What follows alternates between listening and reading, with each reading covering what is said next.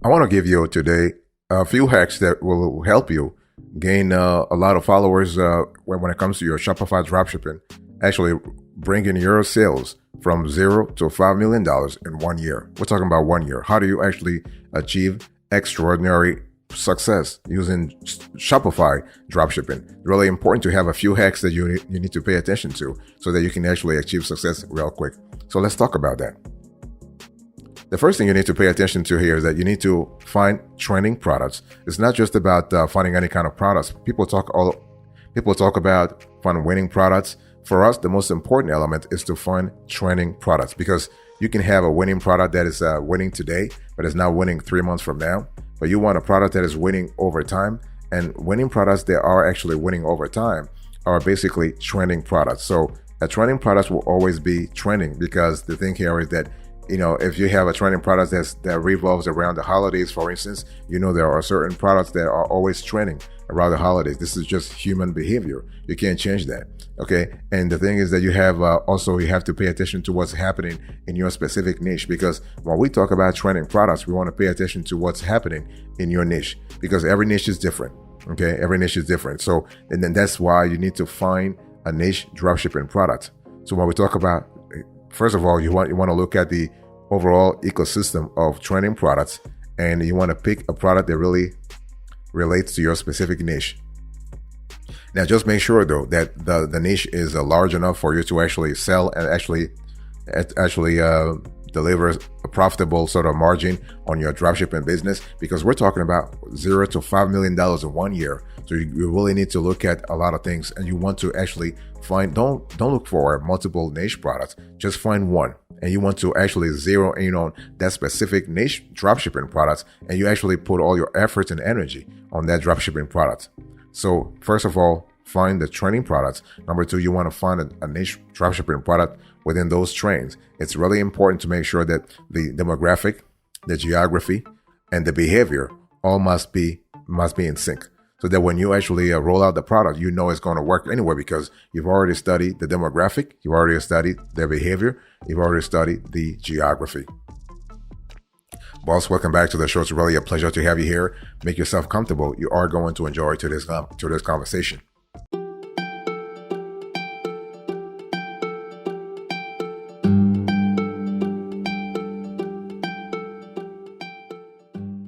The thing is that if you are trying to achieve $0 to $5 million in dropshipping, Shopify dropshipping in 1 year, you need to really do some competitive research, because the thing is that you're not the only one selling the same products in the market. If you are the only one, chances are very quickly people will actually catch up on it, and actually you will have a lot of competitors selling the exact same products. So you want to really analyze what your competitors are doing right now, and you want to have a strategy that really not mimics what they're doing, but something that goes beyond what they're doing. Let me give you an example.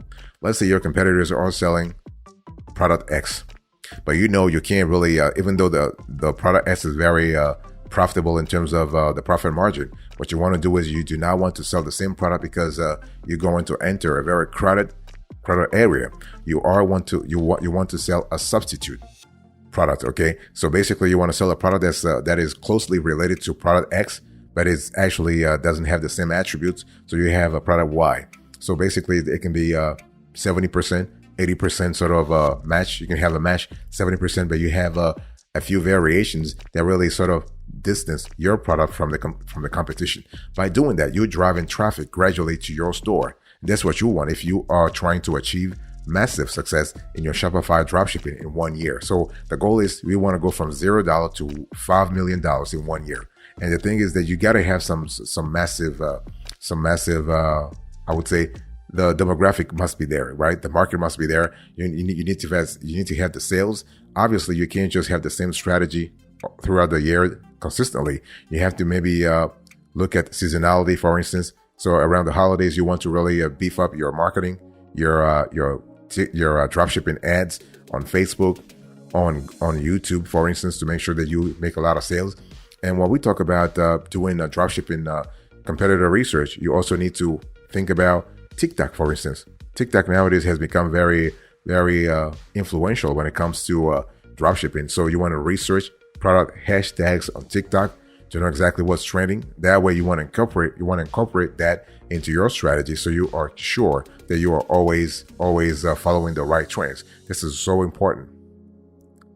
Boss, I want to quickly remind you of today's topic. We are having a conversation about 1 year with Shopify Dropshipping. How do you do product research if you want to go from $0 to $5 million? How do you actually set up the whole strategy here?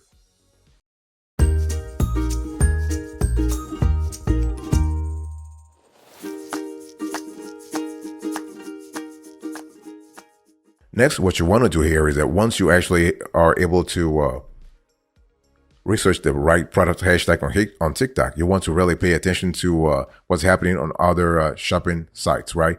Because TikTok is not the only platform, right? You have for social media, you have Facebook and YouTube. So Facebook gives you an overall idea what's really happening in the market, but YouTube gives you a visual about what's really happening in terms of products. You also want to look at so for social media, you also want to look at LinkedIn and Twitter, now called X also. And to have ideas about like visual ideas, think about Pinterest also. Pinterest is a very powerful social media. Think of Pinterest more of as a search engine to know exactly what's happening in the dropshipping space.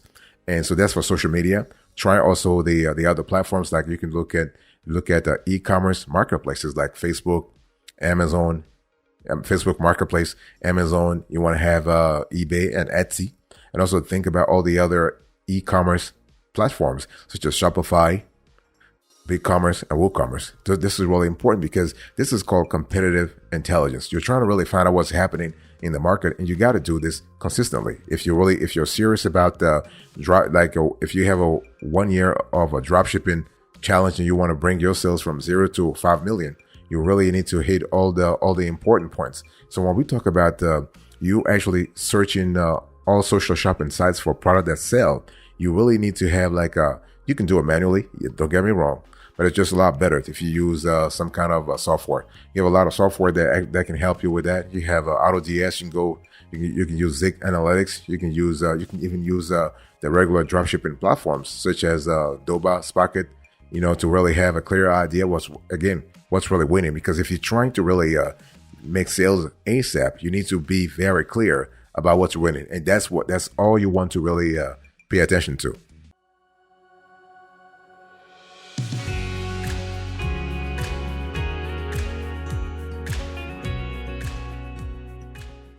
One thing you need to also pay attention to here is that you want to look at Google, because see, the thing is, if you're trying to have winning products, how do you do product research? Well, you can use Google.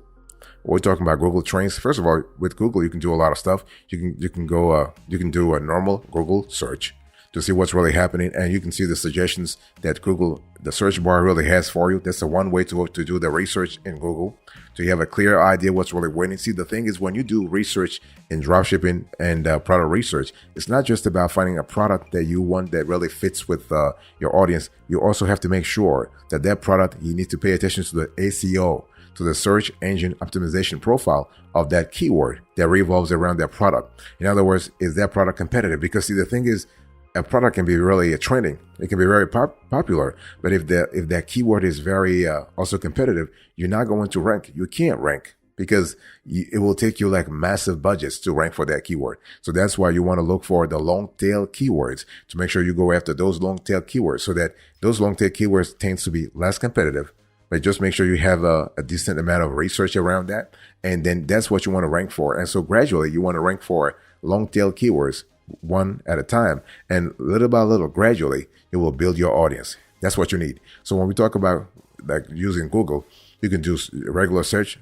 You can also try Google Trends. So Google Trends will also help you, giving you some kind of it will give you a breakdown of keyword popularity by geography. For instance, keyword popularity by demographic, keyword popularity by a segment also. So you have a better idea of what really works for when it comes to keyword in your specific industry, for your specific audience. It's all about matching your research to what your audience wants, because otherwise, if you're doing something that your audience doesn't want, you're not going to be able to sell. Remember, the goal here is to go from 0 to $5 million in 1 year. And the thing is, you need to do product research to make sure you hit your goals. So you need to, again, find winning products across all platforms. Boss, I want to quickly remind you of today's topic. We are having a conversation about 1 year with Shopify Dropshipping, how to do product research if you want to go from $0 to $5 million.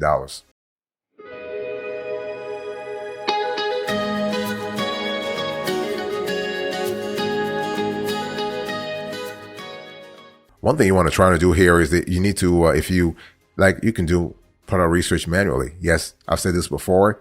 It's really important that to also think about technology.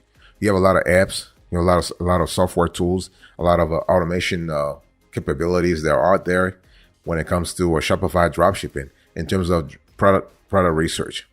Remember that when we talk about a product research tool, we're talking about software that uses sophisticated algorithms to analyze millions, if not billions, of products across different marketplaces. And so, but basically, when we talk about marketplaces, we're speaking about eBay, Amazon, but also like the known ones. But we also talk about little ones like Depop, for instance. You have you have Wish, for example. You have all kinds of dropshipping products. And what I want to say here is that when you think about a product research tool, the main purpose here is to help you as a store owner evaluate an item's potential based on data points like current order volumes, sales history, and the number of Shopify stores selling the product already. Because see, that's what I told you earlier. You can have a product that's very popular, but if the keyword is very competitive, or if you have a lot of Shopify stores selling the product already, you are really going to waste your time if you want to fight in that ecosystem. Because the stores that are already selling the product, they're not going to allow you to come in and just take their piece of cake. No.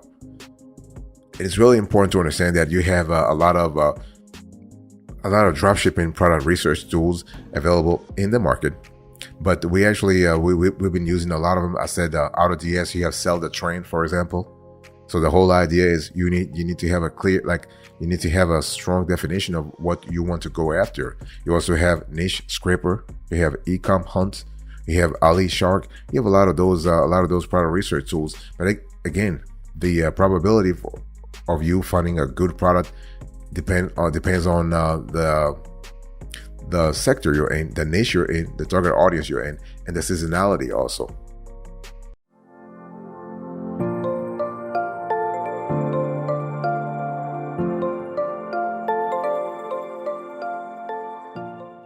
If you want to actually sell, if you want to realize revenue from $0 to $5 million when it comes to Shopify dropshipping, and you want to do product research the proper way, you need to pay attention to the price range.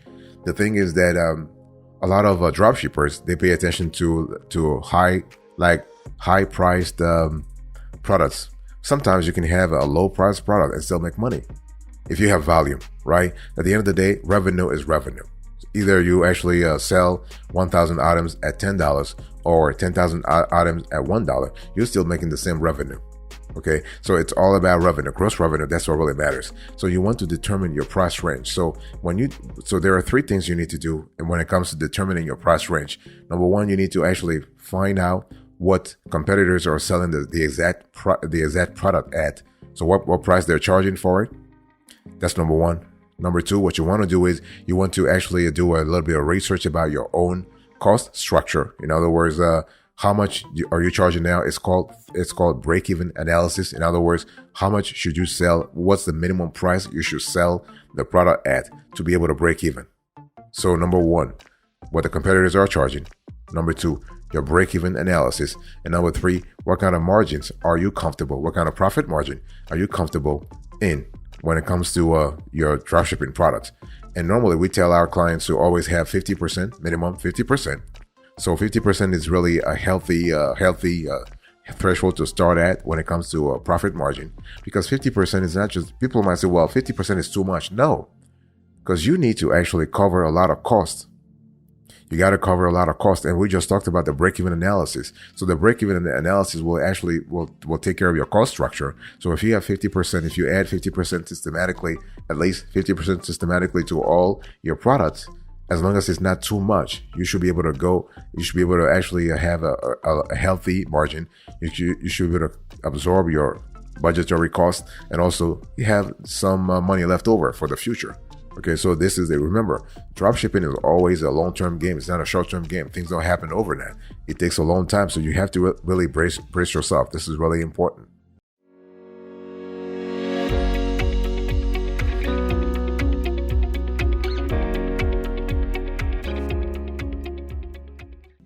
One thing you also need to remember here is that you need to think about selecting a supplier for a dropshipping product. See, the thing is, if you're trying to reach $0 to $5 million in 1 year, and you're trying to really have massive sales, and you're doing product research, you want to pay attention to the supplier of that product, because if you're doing dropshipping, chances are you're not producing the product yourself. You're going to rely on a third-party producer to give you to actually ship your product directly to the customer. So when we talk about selecting a supplier for your dropshipping products, you need to actually have a certain logic that you follow to make sure to vet the product, to vet the supplier, because of course you can vet the products, but also you need to vet the supplier, because the supplier is going to be the one actually handling the other half of your dropshipping operation. See, in dropshipping, you are handling the front office, you're doing sales, you're doing marketing, you're doing like customer service, but the other part, the other half, is actually being handled by a dropshipping supplier. So depending on the geography where the dropshipping supplier is located at, if they're in Asia, then you have to really and if they're in Asia and your clients are in the US, those are elements you need to pay attention to. What I want to say here is that you need to also ask yourself, basically, what are the reviews of this dropshipping supplier, right? Because the thing is that is this supplier even reliable? What are the reviews? Are they reliable? And how do they handle refunds and returns? This is an important element, because see, when times are good, everybody's happy. You never know how people really react, but you see how people truly react in moments of crisis.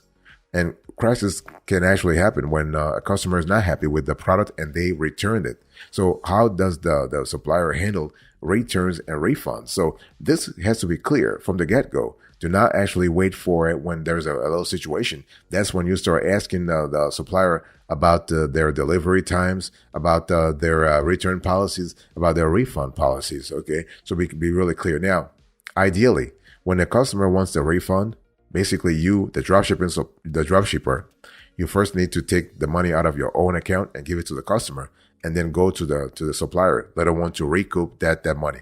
This is how it really works. It really works because the bottom line is the customer has no idea that you are running a dropshipping business.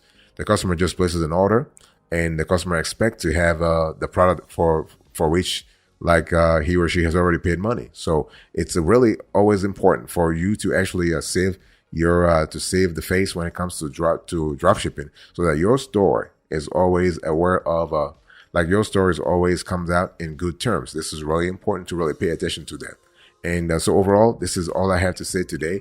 If when it comes to doing product research for your dropshipping business.